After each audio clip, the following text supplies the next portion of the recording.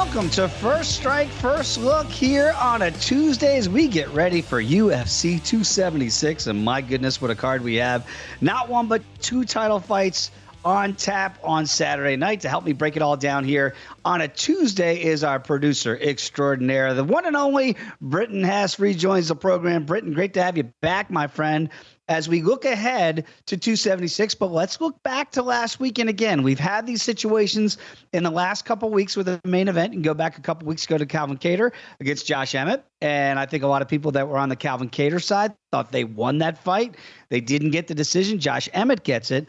And then this past week, I think we almost had a reversal of fortune as Gamrot gets a very contested decision victory against Tarzogians here. So I look at it and I go, which side of the judging do we fall on after 2 straight weeks of kind of throwing our hands up going, I'm not exactly sure what the judges are looking at. I think we thought we knew after the Josh Emmett decision, but maybe even though we were on the Gamrot side, I didn't feel like I was on the right side. What'd you make of that?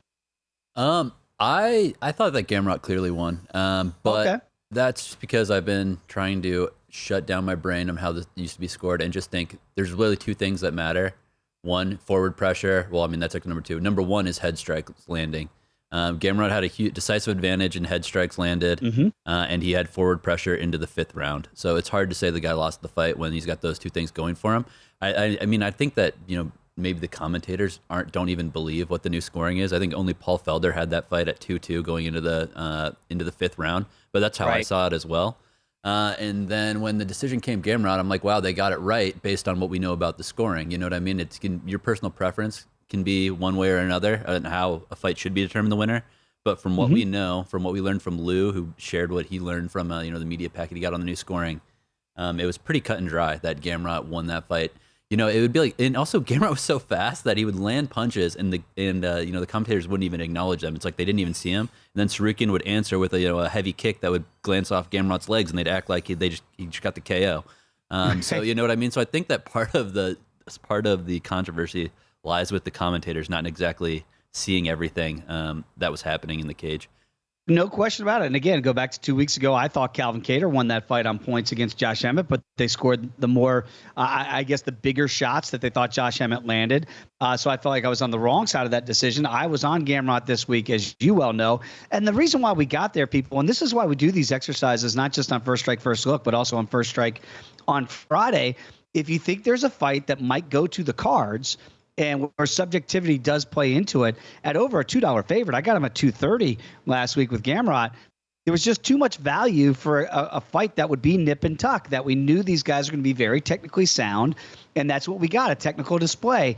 And sometimes judges see it differently. Look, our guy, Nick Kalikas, who sets the numbers at Circus Sportsbook, he had Tarzogian winning the fight on his card almost 4 rounds to 1. He said 3-2 at best. So you can see where you got differing views on the same fight with the new scoring. But that's why we try to find out if we see value in a number for fights that potentially could go to the cards, because you do have to hold your breath no matter what side you're on. Sometimes you come out on the right side like we did this past week with Gamrot. Sometimes you don't. So take that for a little food for thought out there, people, as you're listening to First Strike, First Look on a Tuesday.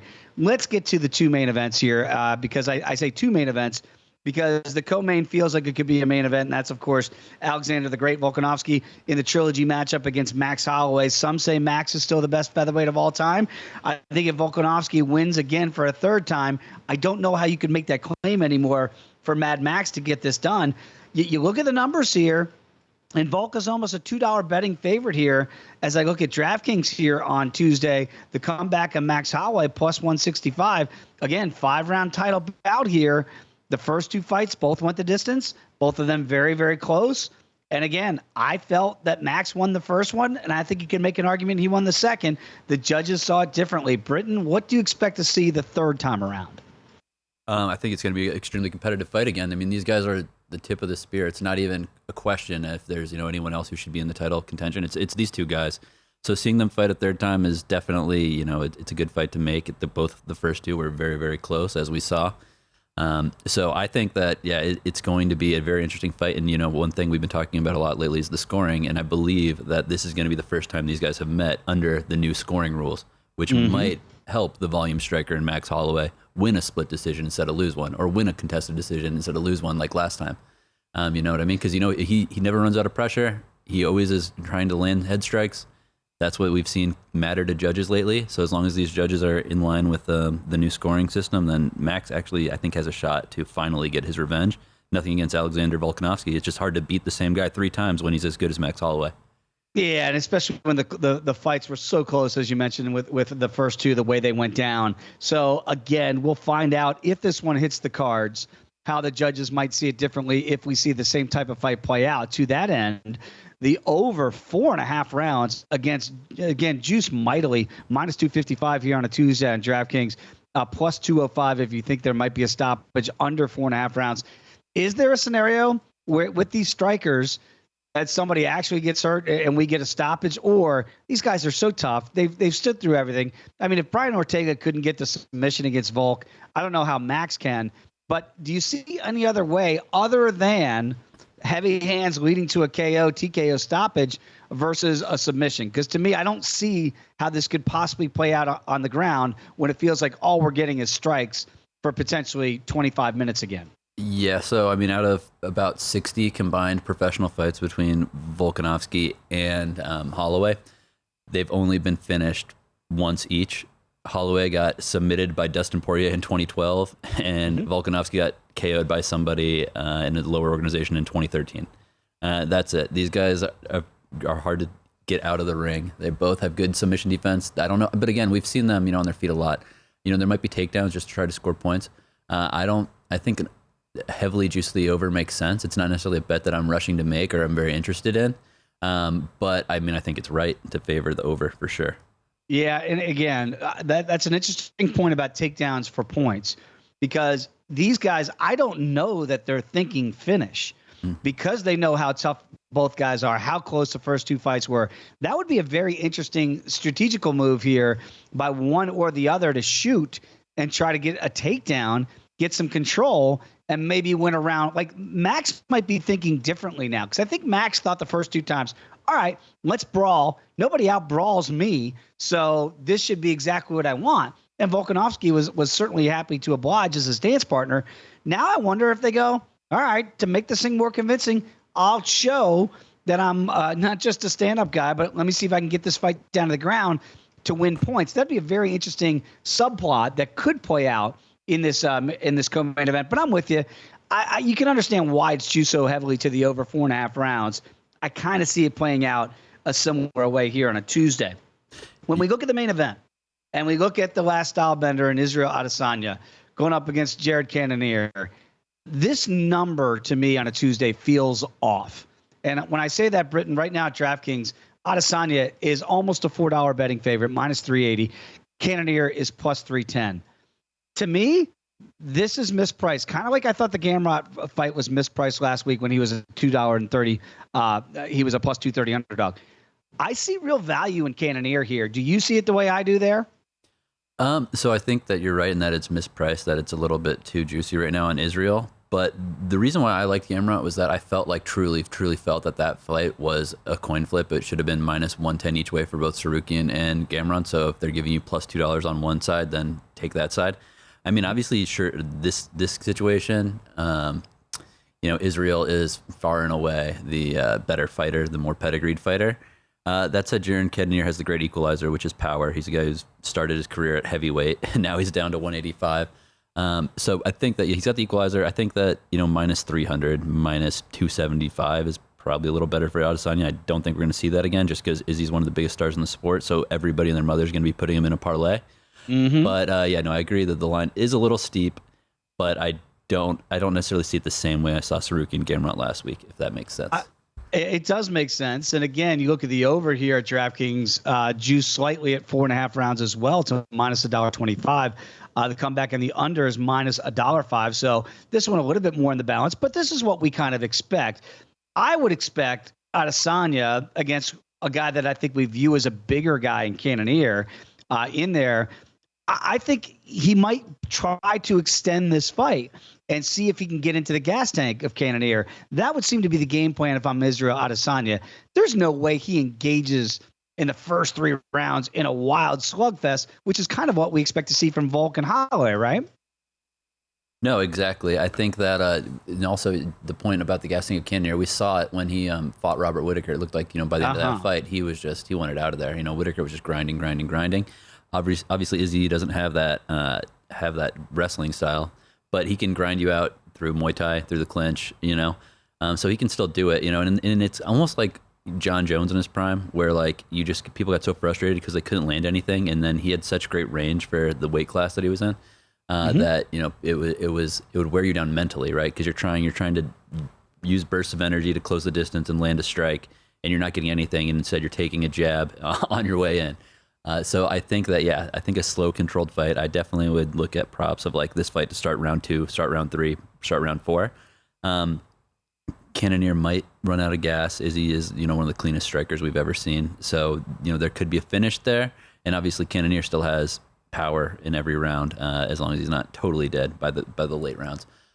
So I think that it does go a little deeper. I wouldn't rush to say an early finish in this one. It would be a big surprise. It would be like Carlos Ulberg, Izzy's teammate last week, who got the first round KO out of nowhere.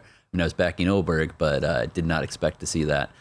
So yeah, as long as nothing goes totally off script, I think that we'll see this fight get into the championship rounds. And obviously, with this being a pay-per-view card, Britton, you look up and down this card, and it's just stacked with big-time names. We got Hall of Famers like Robbie Lawler's back in there against Brian Barberena. We got Donald Cerrone, the Cowboys, back. He's got Jim Miller. I think both those guys are going to be going to the Hall of Fame. Certainly, Uriah Hall is always an interesting name when you see him on a card. You got Jessica Ai against Macy Barber. Very intriguing matchup there. Brad Tavares is back in this fight card. Jessica Rose Clark is on this card. My goodness. So the Sugar Show is back as well. I mean, what other fight really stands out to you, says this is the one you can't miss, and I see some good value on it? It's hard to find a bad fight on this card, but one thing that's sticking out to me is Sean O'Malley being such a huge favorite versus Pedro Munoz. Pedro's by far the toughest opponent Sean has fought. I mean, obviously Pedro's not in his prime anymore. He's older. He's shorter. He lost his last 2 fights and 4 out of his last 5. But those are against the tip of the spear. And Sean O'Malley, I mean, hate him or love him, he's been spoon-fed people for him to KO and get highlights. The UFC is using his marketability to their advantage. So this is basically Sean O'Malley's first real fight. And Chito Vera, but his only loss. Right? And I mean that was a real fight, but that was also before Chito's resurgence, and we didn't really necessarily get to see the whole fight because of that weird like nerve kick thing, in his leg. Right. So I mean, I kind of write that fight off, honestly, just because, like I said, we didn't get to see it truly play out. We saw kind of a freak accident happen. But yeah, no, the point still stands that Chito is a good opponent. It was kind of before Chito was the guy that we have today. You know what I'm saying? He's definitely gotten better. Like Pedro Munoz at this point of his career versus Chito back then is kind of a different animal. Totally. So yeah, I'm excited to watch this. And I think Sean O'Malley minus 260, Pedro plus 220. These odds are a bit off. I think that Sean... I mean, Pedro hasn't been finished in the UFC in, at least 5 years, probably longer. And Sean O'Malley is the king of, the first, second round KO. So it could be, I think overs in this fight could be good. If you're not really willing to take Pedro at this point of his career, plus 220. I think looking at the round total over, alternate round totals over, fight goes the distance, could be really interesting. It reminds me of the Chimaev versus Gilbert Burns fight about, a month and a half ago, where I thought that nobody was giving enough respect to Gilbert, given his pedigree in the sport. But the best way to express your belief in him wasn't betting him, because Chimaev still was probably going to win, but was to go bet on the over for the round total.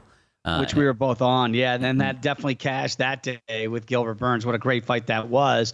And to that point, Britton, you look at the over. Right now, you don't have to lay a whole lot. It's minus $1.20 if you think it goes over 2.5 rounds here. So the under right now, minus $1.10. So I think that shows exactly what you're detailing there. If you don't want to back the bigger dog and the aging, really good fighter in Pedro Munoz, the respect factor there could come in with the overplay of 2.5 rounds, even though Sean O'Malley, to your point, Britton, is the king of kind of getting guys out of there pretty early.